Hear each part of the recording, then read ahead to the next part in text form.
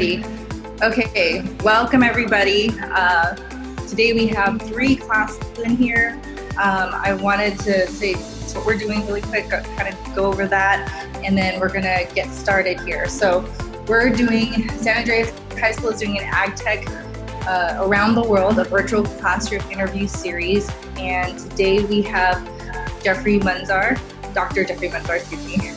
And we're going to interview him. He's going to be talking about entrepreneurship primarily. And now let's hear it from the teachers that are in the classroom. I wanted to introduce everybody that's here. Let's have, Barbara, do you want to go first since you're closest? And then you can look in the iPad, so that way. Hi, I'm Barbara Pasishek, and I am the Advanced Technology Career Pathway Lead here at San Andreas. Okay. Hi, I'm Andrea Gutierrez, and I'm the Agriculture and Economics teacher. Good morning, Mr. Fitz, here with Intro to Business. You're part of the team too? I feel special now. Hi, I'm Sergio Moreau. I'm an instructional assistant here at San Andreas High School. I work with Ms. Pasachek. And then can I get the students to wave to the camera so that he can see you guys as well? So this is the Like class this. we have. We have how many classes? 3 in here?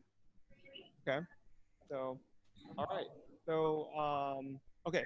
So as Cheryl just mentioned, this is going to be a interview with Dr. Munzar here, and he's going to talk to you guys about entrepreneurship. So how many of you guys— Let me go over through his bio really quick, so that way can I go over his bio really quick? Yeah. Okay, so Dr. Jeffrey Munzar is an entrepreneur, co-founder of Fetch BioSiences in Toronto, Canada.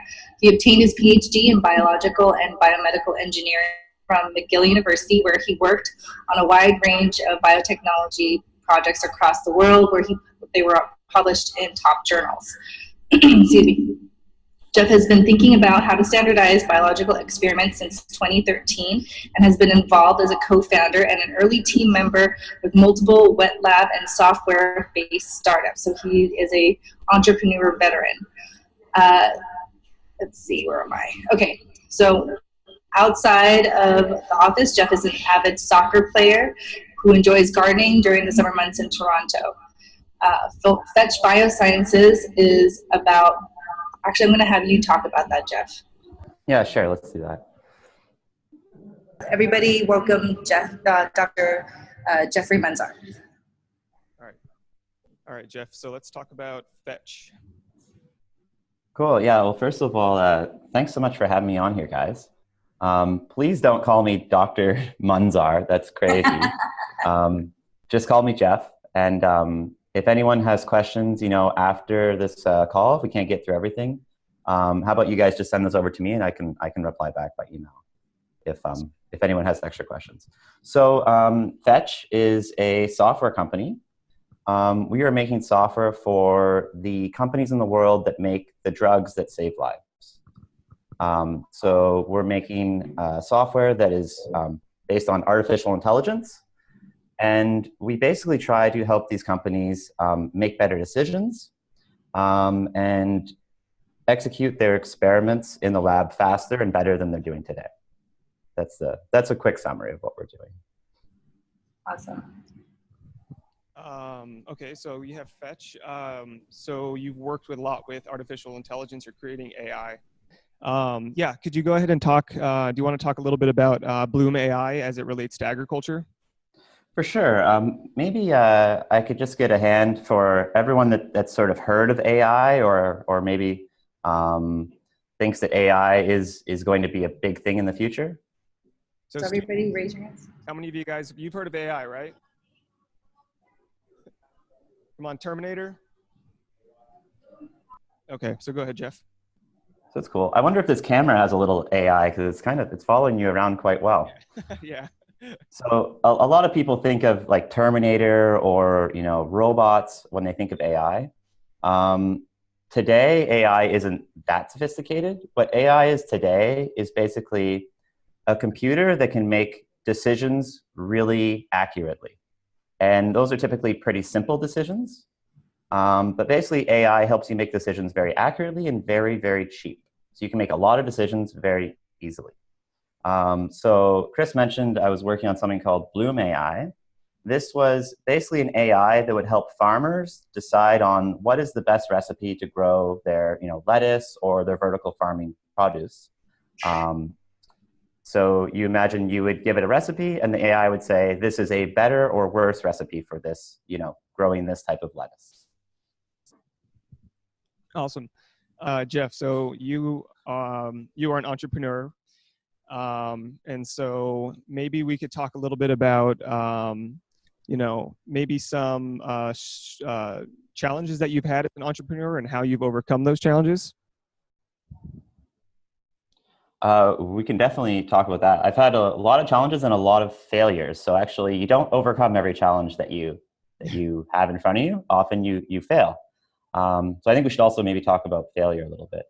But yeah, I'm happy to talk about like the challenges, like more about entrepreneurship. But maybe we could just talk a bit of backstory about sort of how we met Chris, like how we met in Japan at vertical farming, and yeah. Okay, so for those of the students in here, I had the opportunity to go to Japan and learn about CEA, or Controlled Environment Agriculture, which is what this room is. And there,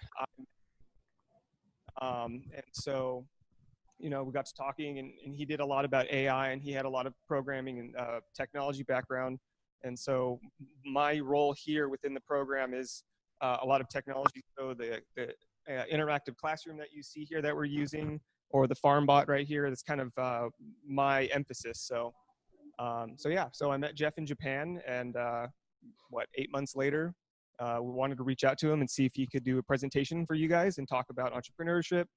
And yep. So I remember very distinctly what was so awesome when I met you, Chris, is that one of the first things you said was that we have a farm bot, and I was like, oh wow, I really want one of those.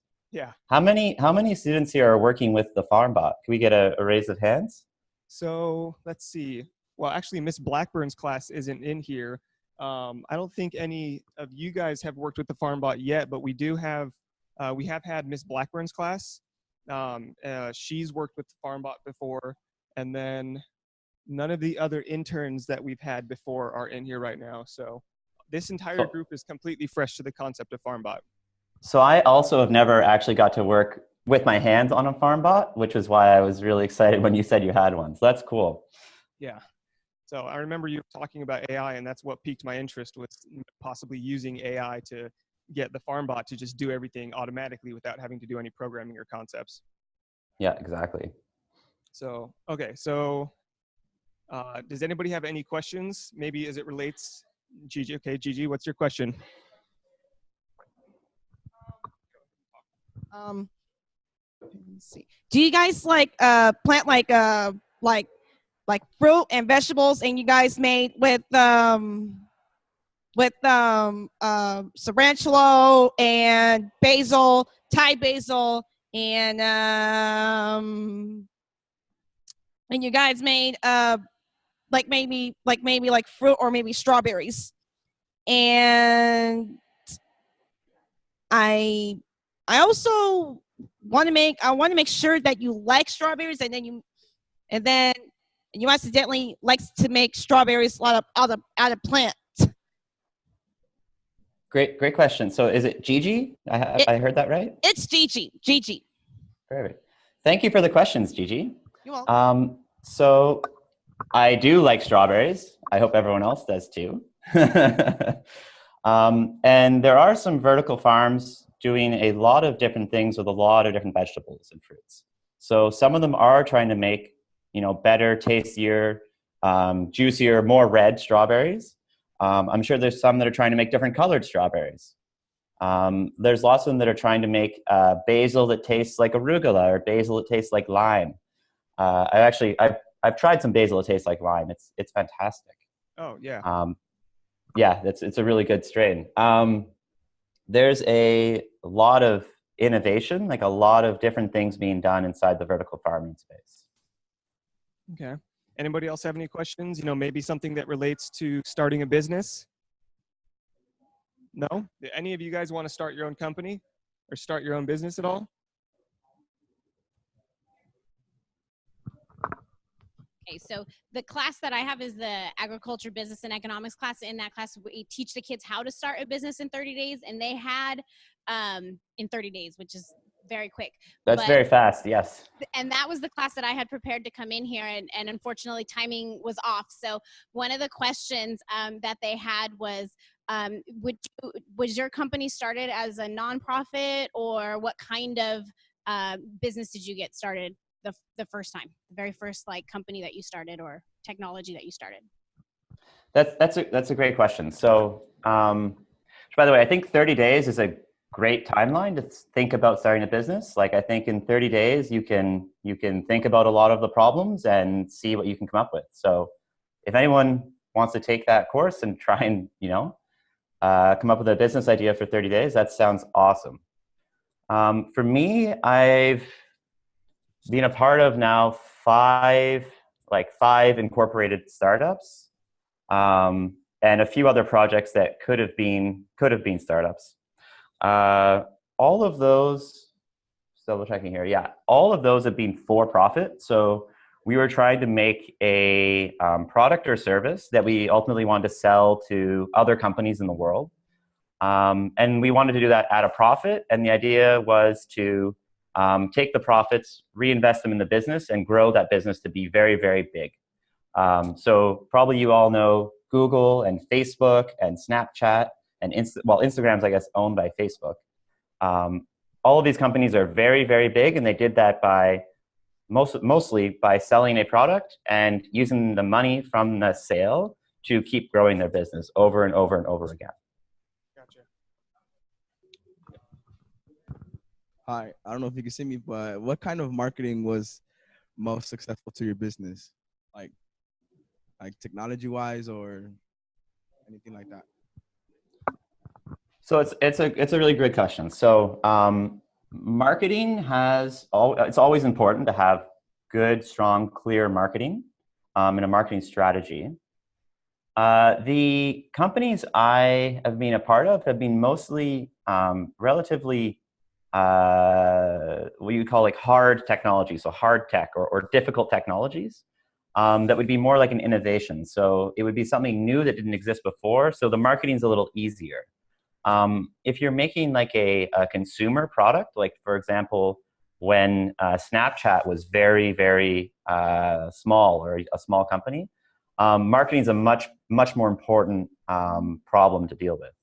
And so there are a lot of very smart people that know a lot about marketing, much more than I do. They would be better served to answer those questions. All right, awesome. Okay, so let's kind of go back to maybe some of the challenges you had. What was one of the biggest lessons you have learned since being an entrepreneur that probably has benefited you the most? There's a couple. I think the most important lesson I learned is that it is entirely okay to fail.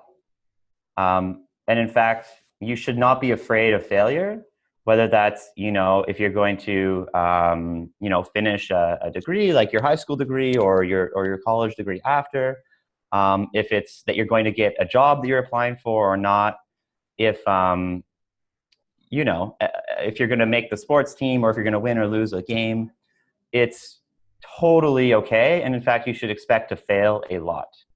Okay. And I think a really good lesson to keep in mind is that if you're not failing most of the time, you probably aren't really pushing the limit of what you can do.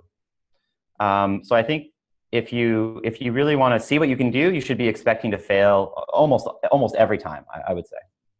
Yeah, that's a good one. I think that's super important because the way I see it is every time, which I think a lot of students might have heard this, but whenever you fail, there's always something you can learn from the failure that you've had, and then that's how you improve yourself.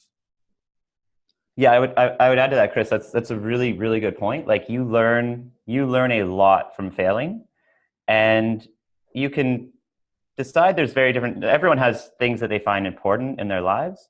For me, one of those things is like the rate of learning. So how fast am I learning? Am I sort of, do I know more today than I knew yesterday? And the best way to do that is to fail. It's simply to try things that you do not know if they will work or not, and you try very, very hard. And most of the time they don't work, but you learn a lot. And eventually, eventually something works, and it works out. But Yeah, definitely. Mr. Fitz, did you have any business questions you might wanted to ask?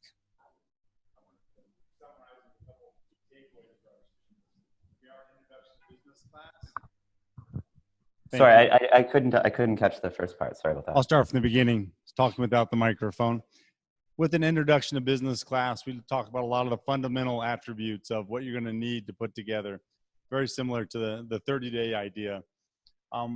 Takeaways, maybe 3 key attributes of a new business owner that a small startup business can take away for what they need to do, maybe repetitively, maybe most importantly. What is your feedback on that? There's one very simple thing you need to do, and it's just not give up. It is very easy to give up when things get very hard. And the biggest thing you can do is just keep going. If you can, just keep going.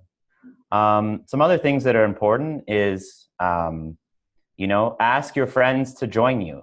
Don't be afraid of asking someone who you think is almost overqualified or too good to be a part of what you want to build to come work with you. Because really, by being a small business owner or an entrepreneur, or really leading any team anywhere, you're a leader.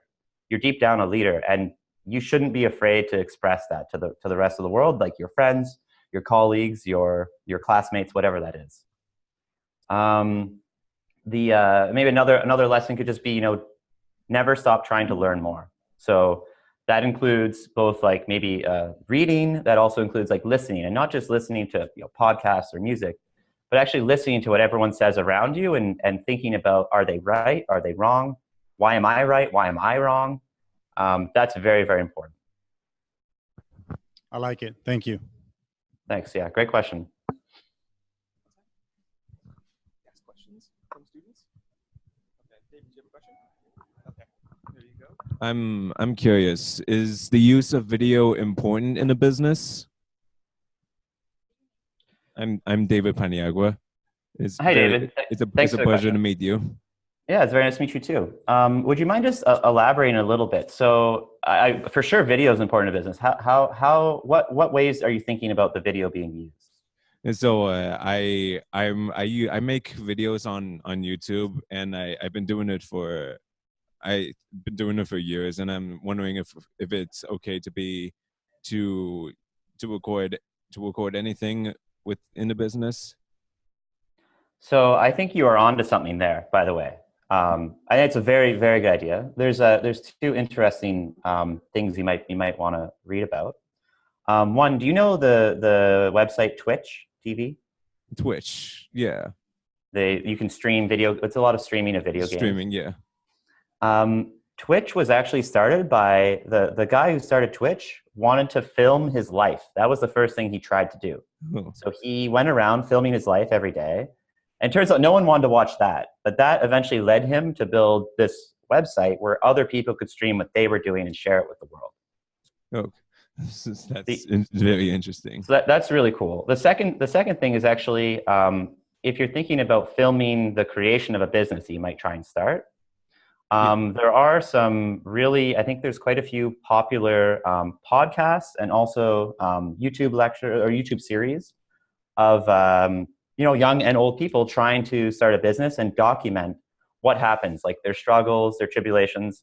And it's something I almost wish I'd document better, because I already forget all the lessons I've learned. You know what I mean? Yeah. Alrighty. Thank you so much. I think video serves a lot of other important things in today, like with the rise of sort of working remotely, where you don't work in the same office anymore, you work in different cities or even in different countries. And so video is only going to get more and more important. Oh, okay. Thank you so much. Yeah, thanks for the question. Yes, there was a question that I was asked to share. If you had any new AI that you were in the process of completing that you were looking forward to sharing soon? Thank you for that question. we are working on some AI for, again, this the scientific sort of research field, or this biosciences field. So of course, we will be sort of sharing a tool based on that AI and updating that over time. I think there are, outside of what I'm necessarily working on, there are a lot of very, very interesting and powerful artificial intelligence or machine learning machines that are being developed right now. One of them is being developed, it's at Google, or with a company affiliated with Google, and it can write an entire story on its own. All you do is you give it a sort of 1 or 2 sentence introduction to what you want that story to be about, and it can write a very, very good story about whatever it is that you started that story about. And that AI is going to change a lot of the ways we think about how to write and how to read and how to tell if something is written by a human or a machine. Another thing, maybe getting back to this idea of video in the future, there are now AIs that can create a video that you cannot tell is fake or real. And so there's a very interesting change in the world where eventually some machines will be producing video that is no different than reality. And so what you could think about, what do you do with all the video that came before it? How do you know it was real or it was fake? So there's a lot of, I guess you could say, like ethical or just sort of higher level problems that AI ultimately brings out from these advancements, and how good a machine can be at doing things that humans used to be the only ones in the world that could do. Okay, so could you elaborate more as to how artificial intelligence creates the video, or what it's doing to make it hard to tell whether or not it's real or fake? So at a high level, most AIs are pretty easy to understand. So you have this very complex machine. You imagine a lot of programming code behind this thing. But what you do is, so someone set up this very complicated thing. You don't need to worry about it. What you do is you train it to mimic whatever it is that you give it. So in the case of video, you feed it videos that you know are true. Mm-hmm. And the machine will learn to produce a video that tries to copy how that real video looks, or how it looks to the machine. Oh, and so if you sort of let this thing iteratively try and copy that video, eventually it can recreate those videos perfectly. And it can do things like, if I give you, I take Chris's face, but I give you a video of Cheryl, it'll eventually make a video of Chris, which is like mind-blowing, and it's very, very, very impressive. But it's a very complicated machine that you just are kind of telling it, guess true or false. And if it guesses true, it gets a point. And if it guesses false, it gets 0 points. So eventually the machine gets trained to continuously guess, true, true, true, true, true. Gotcha. And you just do that. You do that like, 100 billion times. Yeah. Okay. Interesting. Cheryl, did you want to ask a question? I'm down here now. Sorry.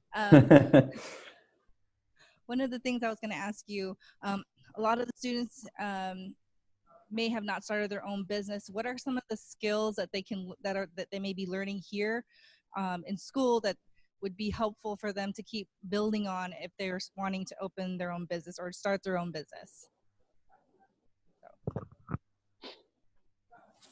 That's a great question. There's a few skills that you learn in school that will definitely translate if you want to start a business. And just for the record, I think everyone in this room can start a business. If you want to, you should. So you shouldn't feel like there's anything in the world stopping you from doing that. It's really, you just need to decide if that's what you want to do or not. The skills that you're going to sort of be able to take advantage of are things like communication. So how clearly can you sort of, speak? Can you ask questions like in very simple ways? Can you talk to people in a friendly, nice manner? Things like just the relationships you build. So all of your friends that you have as you go through, school or you go through a job, those are all very important people in your life, and they will come back to help you down the road the same way you will probably help them down the road. I think you'll learn how to juggle a lot of different deadlines. And that's pretty important when you have a business with 1,000 things to do, but you only have time to do 10 of them. And so understanding how to prioritize, what's very important from what's important is obviously a skill that you pick up when you do things like school, when you do things like training programs, when you when you try and do hard things or you try and learn new things. I like what you said about learning how to communicate and everything like that, because a lot of times when you're starting a new business, you're pitching, you're networking with people, you're going up to people that may not know you very well, and you have to show that confidence that that you believe in what you're working on, and that takes being able to communicate and kind of be persuasive in the value that you're providing someone to do business with you. Yeah, 100%. I'd maybe could even add that the amazing thing is that you can always keep getting better at communicating as well. So even when you reach a level that's very good, there's always ways to be better at communicating. You can always be a better public speaker. You can always help more people or be more helpful, and you can probably always be a better listener as well. Sorry, another question. Yeah, sure. I know marketing is one of my passions, and what have you seen has been the most effective in marketing something that you're startup, because you've done a lot of startups. So what have you seen has translated into give you the most success in the line of work that you do? That's a great question. Let's not talk about my startup, but let's talk about a vertical farming company. And Chris, you can maybe explain a little bit more to anyone if they have questions after this. But in Japan, they have a very different type of lettuce that they grow than in the vertical farms in North America. So in North America, a lot of companies want to grow big heads of lettuce, or it's kind of like we want to have basically big heads of romaine lettuce or iceberg lettuce. That's what you want to grow in a vertical farm. And in Japan, they actually do the exact opposite. They grow very small heads of lettuce, and then they market the smaller heads of lettuce as being tastier and more fun and different colored. And they do that because in the Japanese market, that is sort of what the consumers want. And so that is a very interesting sort of marketing tactic. And some companies in Japan have gone as far as to tune the chemicals in the or the nutrients inside the lettuce to be, for example, marketed towards or really made for someone with diabetes or someone with a certain heart condition that, for example, can't have a lot of sodium in their food. And so they will grow lettuce with very, very low amounts of sodium. And then, the lettuce is meant for these people, but they also then market this lettuce towards, for example, people with a heart condition. That's interesting. That's a good point that you brought up about kind of refining certain types of vegetables for diets. Just the concept of the health implications of that. So here in Southern California, one of the biggest health concerns is diabetes. And so, if you could, like you said, create, say, a lettuce or vegetables that are more tuned to the diet of someone with diabetes, well, then that can then help, as a result, their own personal health. Exactly. That's an interesting point. So when we were in Japan, we went to go see a lot of those, they call them PFALs or CEA, which is what we call them here in the United States. There was that one PFAL that we saw that was in the service tunnel. Yes. So, would you like to kind of talk about that? It was a very, very different experience compared to the other ones that we saw. Yes, that one was quite interesting. So this vertical farm was set up to be like 95% underground and operate in this long underground kind of tunnel or like a cave. And the racks of lettuce would move automatically from one kind of end of the cave to the other. And then when it was finally ready to be packaged up and sold and eaten by a consumer, the tray of lettuce would follow this long track and be pushed all the way this track, and then take an elevator up out of this sort of like dungeon, up like 10 floors to a small facility where workers would then package that lettuce into containers. And what was also very interesting at that vertical farm is that they were very strict about the quality of the lettuce. So the lettuce had to be perfect to be sold. And I think that gets back to probably their marketing strategy, which was to have very sort of pretty and perfect lettuce in every package. Yeah, that's a good point. I do remember that the facility was extremely small, and I don't know if we got the number of heads of lettuce that they grew per cycle, but I do remember they only sent up one tray, and when we were looking at the prep station, they had maybe 2 or 3 trays. Yeah. You know, in comparison, I think here in the United States, it's kind of like you said, we're talking about the marketing. You know, our heads of lettuce are twice the size of, say, the heads of lettuce that Japan grows. So it's kind of interesting, the parallels between, you know, Japan is very quality, almost orientated, and here in the United States, it's a lot more about, say, quantity, for example. So, you know, we get a lot more bulk. Yeah. Does anybody else have any questions that they'd like to ask?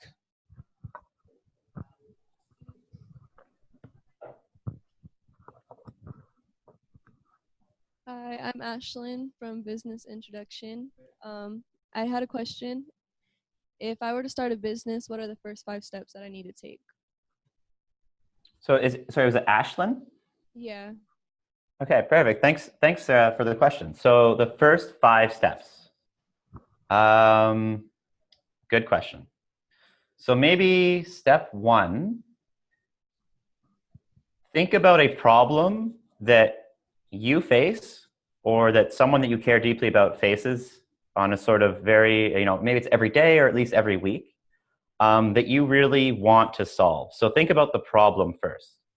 Is there a problem that's in your life or that you think about in the world that you think could be improved or could be changed or could be different, or that problem shouldn't exist to begin with? Step 2 would probably be to just like start brainstorming, start thinking of ideas about, well, how would I solve that problem if I could do it? What would these different solutions look like? You'll probably go through, you can probably, you know, very quickly come up with a lot of different ideas for how you could do that.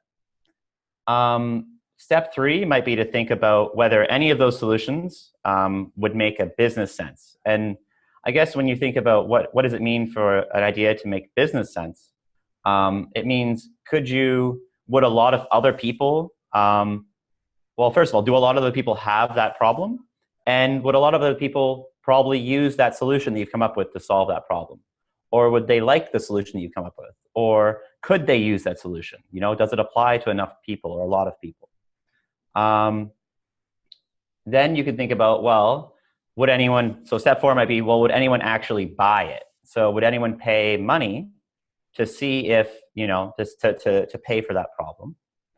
And when you sort of, I guess you could think of like, kind of like a funnel. So at the top you have, you know, there's lots of problems you can think about in the world. Like, why is there traffic? Why aren't there more vertical farms? Why isn't there healthier lettuce? Why, when it rains, do I have to carry an umbrella? Why isn't there always an umbrella on me? You know, like you can think of, there's so many problems you can think of.